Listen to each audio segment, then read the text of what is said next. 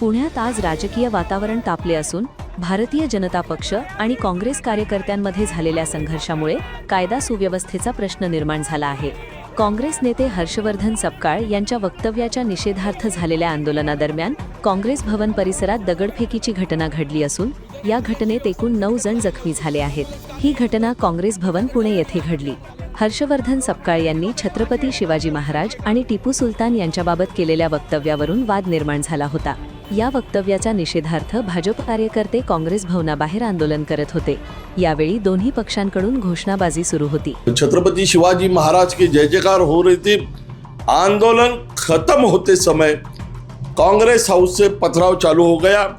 वहां से जो पथराव चालू हो गया, कार्यकर्ता उनके गेट पे कांग्रेस के कार्यकर्ता खड़े होके गालियां देने लगे.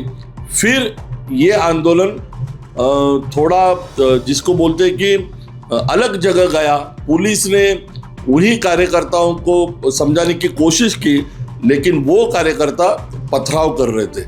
घोषणाबाजी दरम्यान वातावरण अधिक तणावपूर्ण झाले आणि काही वेळातच परिस्थिती हाताबाहेर गेली.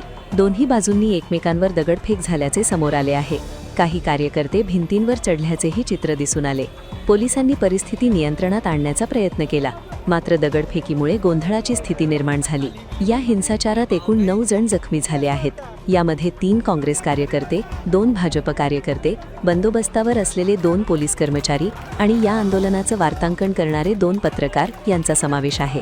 सर्व जखमींना किरकोळ दुखापत झाली असून त्यांच्यावर उपचार करण्यात आले आहेत. अध्यक्ष का स्टेटमेंट का विपर्यास करके और भाजपा ने जो आज के तारीख में आंदोलन किया है, आज तक कभी भी पुणे के संस्कृति में ऐसा आंदोलन हुआ नहीं.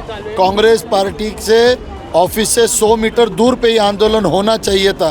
ये कांग्रेस पार्टी के अंदर घुस के उसके बाद में पत्थरबाजी करना, गाड़ी तोड़ना, हमारे महिलाओं के साथ अर्वाच्य शब्द में बातचीत करना और पुलिसों से हमारे साथ धक्का मुक्की करना, ये सबका निषेधार्थ है.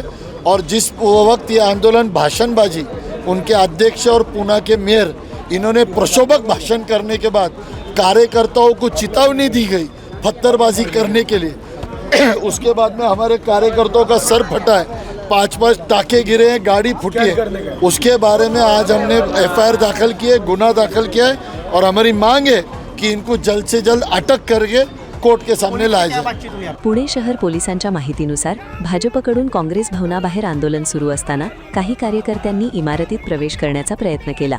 यानंतर काँग्रेस कार्यकर्त्यांनीही विरोध केला आणि परिस्थिती चिघळली.